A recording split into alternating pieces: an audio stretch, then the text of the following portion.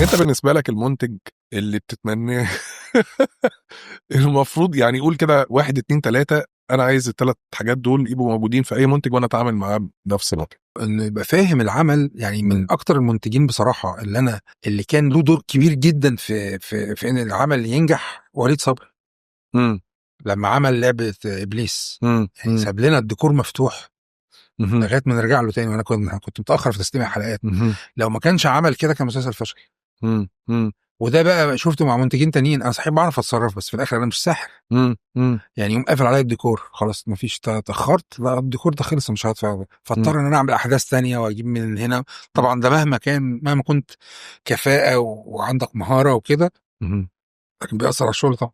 مبدئيا طبعا يمكن اهم من تسعير المنتج بتاعك هي فكره زي المخرج انه يكون مؤتمن على النص. فانت منتج هتبقى مؤتمن على تنفيذ المكتوب لك بعد النقاش طبعا وبعد توضيح ايه اسباب مش هتنفع ليه واسباب تنفع وهكذا، انه تبقى دي طبيعه العلاقه والتعامل. لازم يبقى فنان، هو مش بس شخص عنده فلوس بيعمل كده خلاص. والحمد لله احنا عندنا منتجين كتير الحمد لله فنانين. بس هي الفكره انه اوقات السوق او احنا مؤخرا السوق بقى بيفرض علينا كلنا، يعني بقى فارض على الصناعه كلها طريقه في الشغل. انت اكيد فاهم كويس.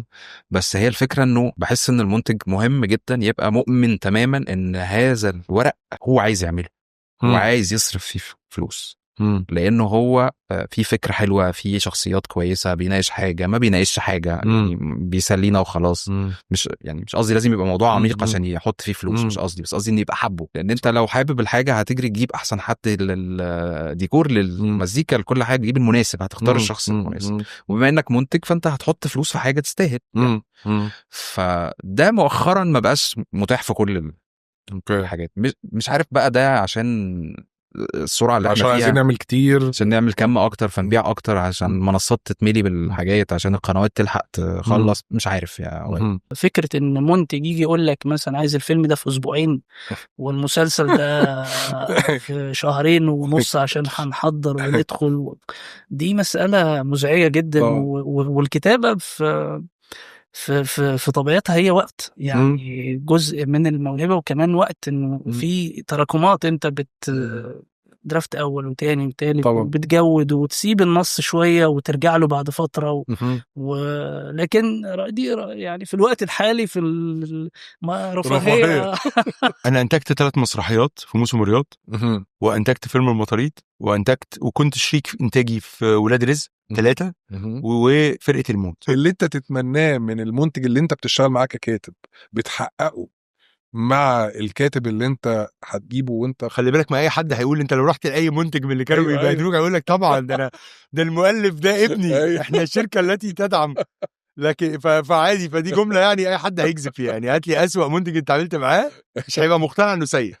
بص انا بتخيل ان عندي مشكلة، اني بخاف من فكرة ان صلاح المؤلف بينتج، ودايما عندي تخوف قد يكون كمان مش صحي ومش صح، ولكن ده اللي حاصل الحقيقة لحد دلوقتي. ان فكرة اني مش عايز ابقى المنتج المؤلفين بيخافوا يروحوا عنده عشان ما يغير لهم شغلهم.